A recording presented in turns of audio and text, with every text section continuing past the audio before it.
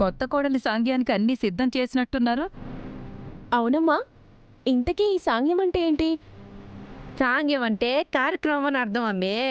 అన్నీ చూసి గుర్తుపెట్టుకో, నీ పెళ్ళప్పుడు ఉపయోగపడతాయి.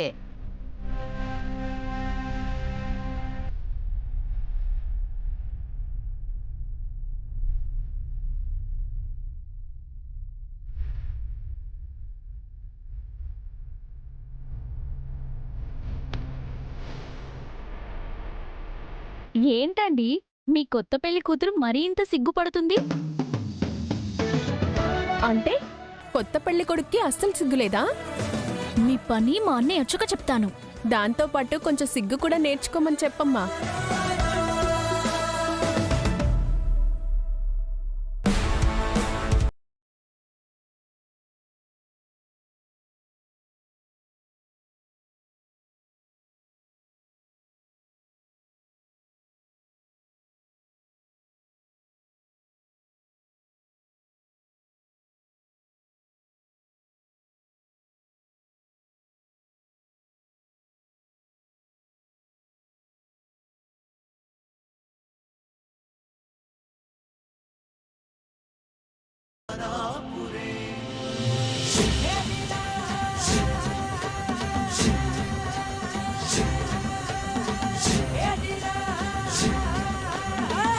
కాచి, ఈ నవ్వులు, ఈ సంతోషాలు, ఈ ఫంక్షన్స్, ఇంట్లో ఒకేసారి ఇంత ఆనందం జీర్ణించుకోలేకపోతున్నా.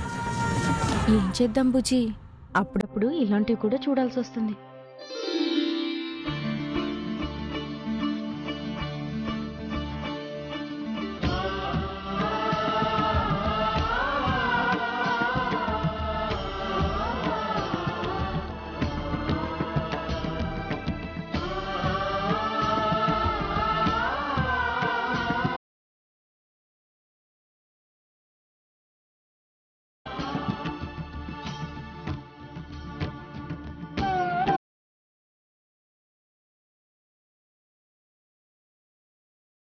ఈ రోజు నుంచి నీకు కష్టం రాకుండా కాస్తానని, నీకు తోడుగా ఉంటానని, నీకు నీడనిస్తానని, బ్రహ్మముడితో మొదలైన ఈ కర్తవ్యం చితి వరకు మోస్తానని ప్రమాణం చేస్తున్నాను.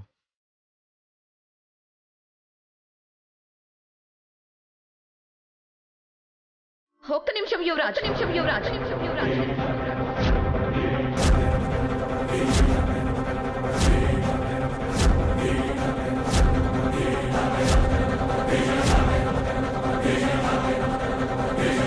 అయ్యో, కౌశికి ఉందో లేదో చూసుకోకుండా మొదలు పెట్టేసినమా. వచ్చినావా అమ్మీ? ఇప్పుడే చెప్తా ఉండా. అక్కలేదు, కాసేపు ఆగురా అని. ఇంతలోనే నువ్వు వచ్చేసుండావు. అక్క వచ్చేసుండదు కదరా, ఇక నువ్వు కాని. ఆగు యువరాజ్, ఆగు యువరాజ్.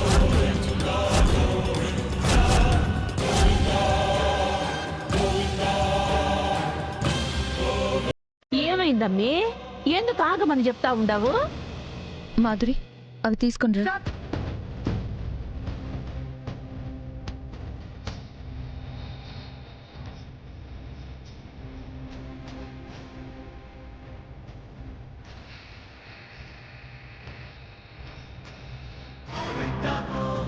ఏందమ్మీ ఇదంతా? యువరాజ్ నిశికల కార్యక్రమం కంటే ముందు జగదాత్రి కేదార్ల కార్యక్రమం జరుగుతుంది. జగదాత్రి కేదార్ల కార్యక్రమం జరుగుతుంది. జగదాత్రి కేదార్ల కార్యక్రమం జరుగుతుంది.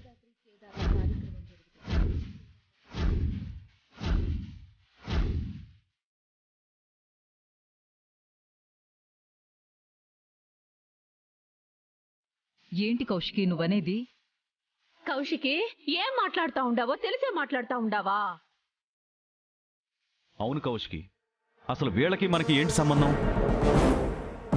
వీళ్ళ కార్యక్రమం మన ఇంట్లో అసలు యువరాజు కంటే ముందు ఎందుకు జరగాలి?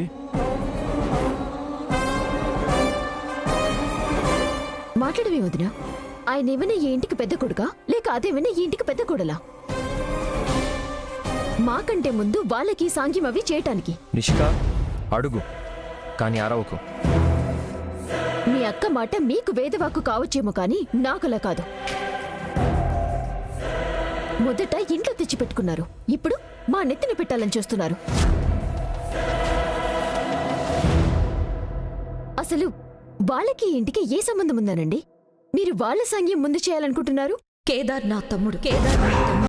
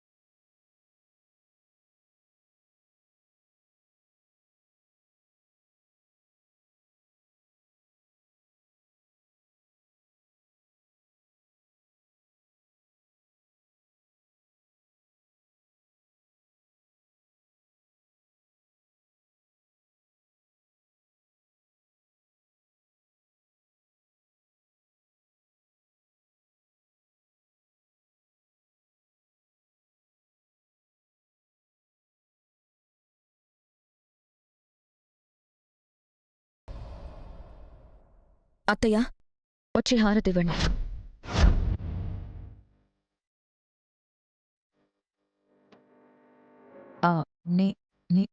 నేనా? జగదాత్రికి తల్లి స్థానంలో ఉన్నది మీరే కదత్తయ్య. మీరే ఇవ్వాలత్తయ్య.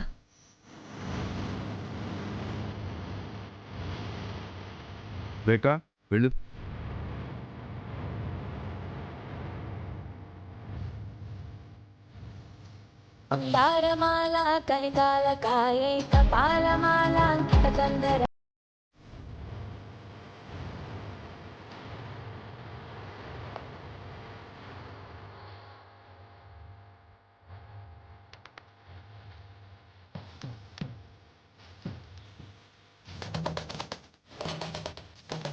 నాకు కార్యక్రమం అవుతూ ఉంటుంది. నువ్వొక మూలన కూర్చుని మాడిన మొహంతో నా సంతోషం చూసి కళ్ళల్లో నిప్పులు కక్కుతూ కుమిలి కుమిలి ఏడు.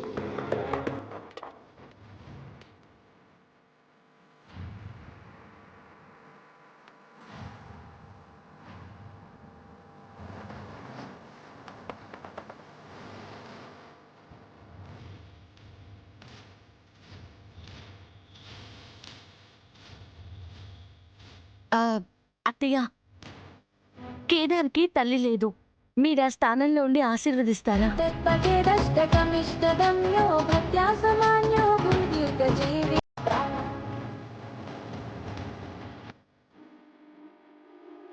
నిండా మునిగాక చలంటే కుదురుతా కర్మ.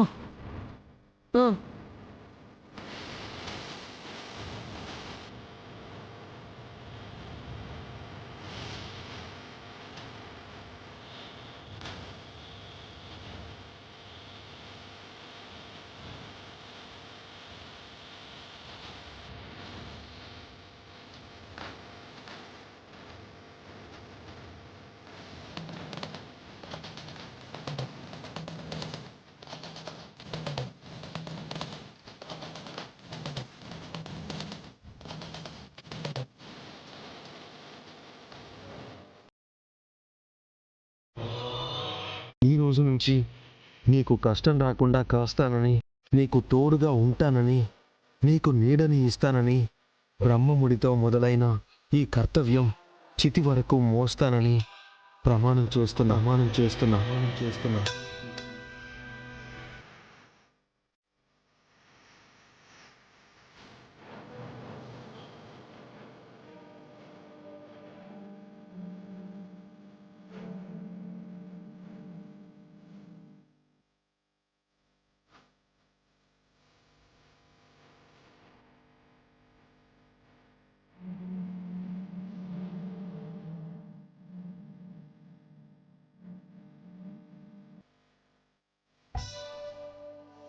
కాచి, నిషిని చూస్తే నీకేమనిపిస్తుంది?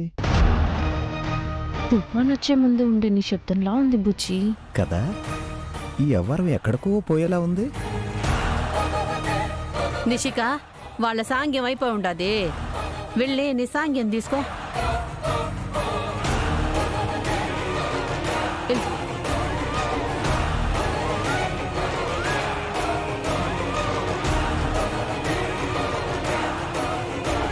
తీసుకో నిష్క.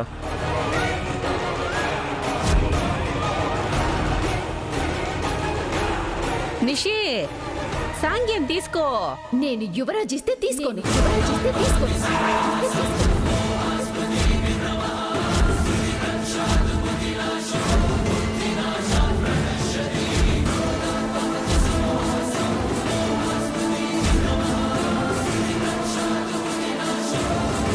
ఎందుకు తీసుకోవు? ఎందుకు తీసుకోవాలదినా?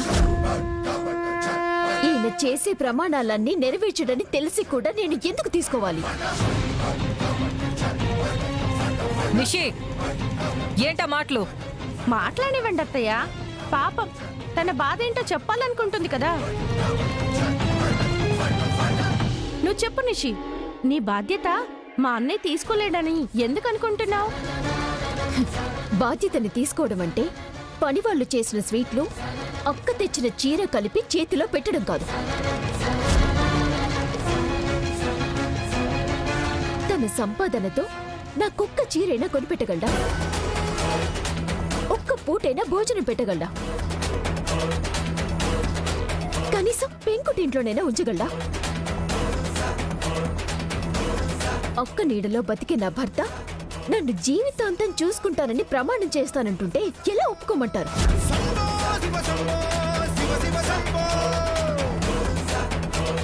కాచి చూడగానే తెంగరదనుకున్నాం కానీ ఏం పాయింట్ పట్టిందే.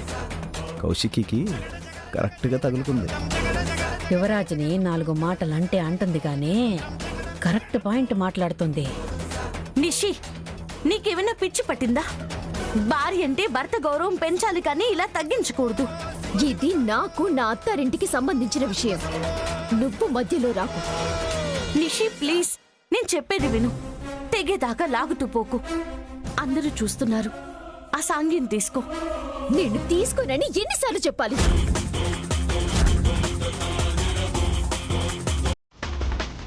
కావాలంటే నేను కౌశికి వదిన చేతుల మీదుగా తీసుకుంటాను. కౌశికి వదిన చేతుల మీదుగా తీసుకుంటాను. కౌశికి వదిన చేతుల మీదుగా.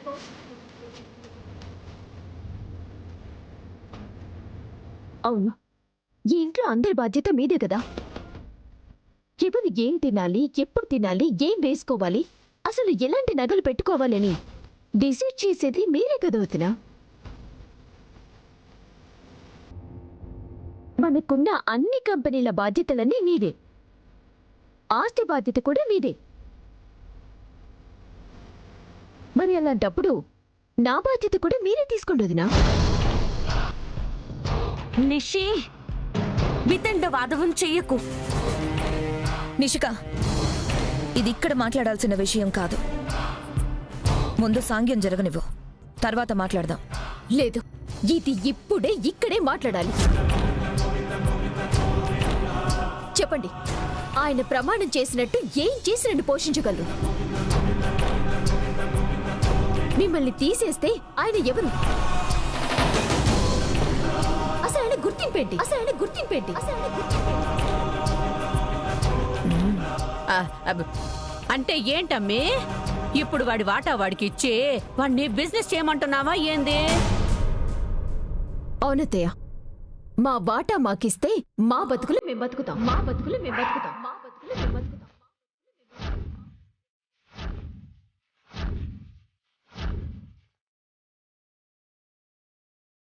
నిషిక, నిషిక, నిషిక.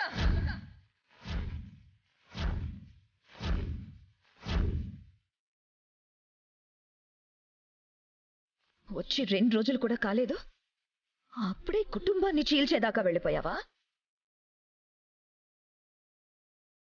ఈ వజ్రపాటి కుటుంబం ఎప్పటికీ ఇలాగే కలిసి ఉంటుంది. కష్టాలొచ్చినా, సంతోషాలొచ్చినా, లాభాలొచ్చినా, నష్టాలొచ్చినా కలిసే ఎదుర్కొంటాం, కలిసే ఉంటాం.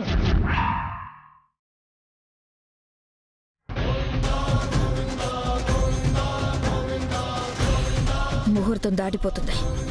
సాంగ్యం తీసుకో నిషి. నేను తీసుకోను. నిషి, ఆఖరిసారిగా చెప్తున్నాను, యువరాజ్ ఇచ్చే సాంగ్యం తీసుకో.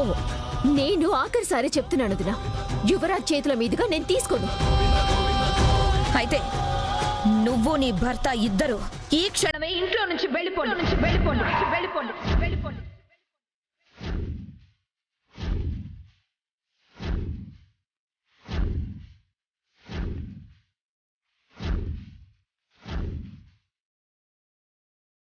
అక్క, అవును యువరాజ్, నీ భార్యని ఆ సాంగ్యం తీసుకోమని చెప్పు. లేదా నీకు తనే కావాలనుకుంటే మీ అత్తారింటికి ఇల్లరికం వెళ్ళి.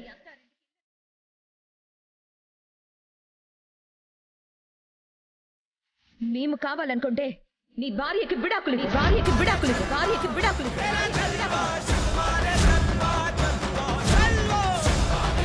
ఏం చేస్తావో నీ ఇష్టం. నిషి, నువ్వేం చేస్తున్నావో నీకు అర్థం అవుతుందా? ఆ సాంగ్యం తీసుకో.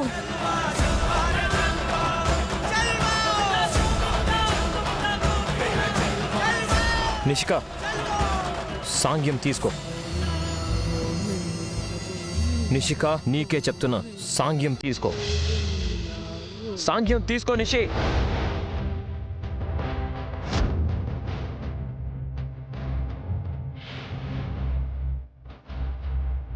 యువరాజ్, ప్లీజ్, నేను మన కోసం మాట్లాడుతున్నాను. ఈ టైంలో నువ్వు నాకు సపోర్ట్ చేయాలి. నిషిక, తీసుకో.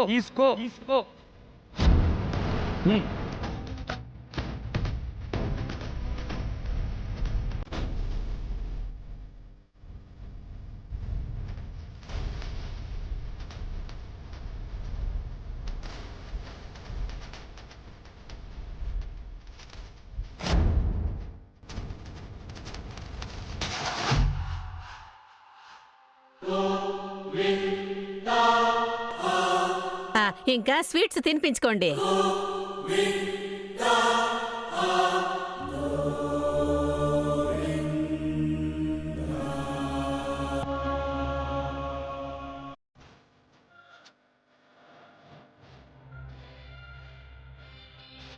తిను.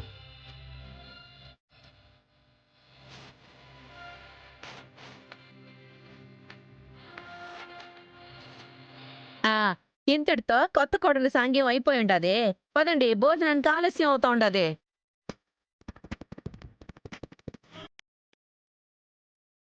నిషి ఇలాగే ఉంటే తన కాపురాన్ని తనే నాశనం చేసుకుంటుంది. ఈ విషయం నిషికి అర్థమయ్యేలా చెప్పాలి.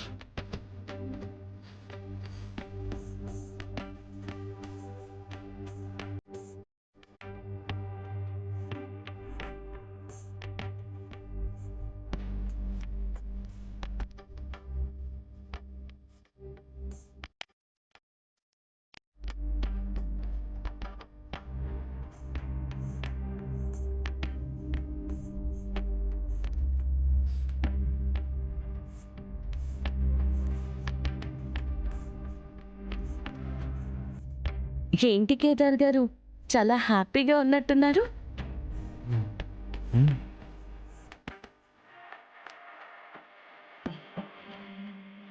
చిలికి చిలికి గాలివానిగా మారుతుందనుకుంటే అందరూ కూలైపోయారేంటి?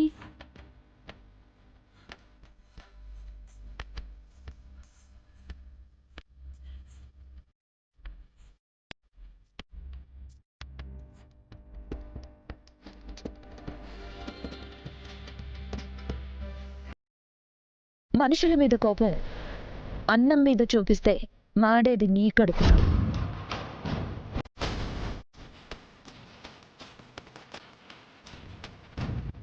కాజీ, నీకే చెప్తున్నాను, సరిగ్గా తిను. సరే అక్క.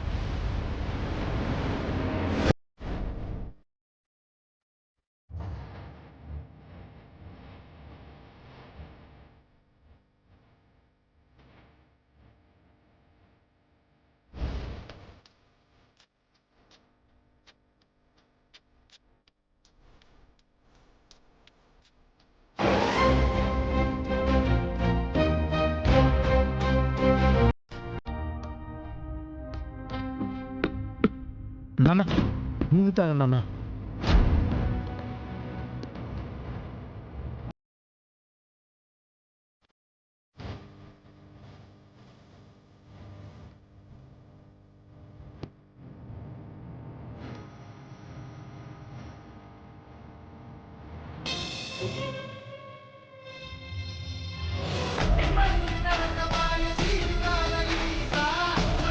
ఇప్పుడు నువ్వు మా అన్నయ్య నాన్న అన్నవా?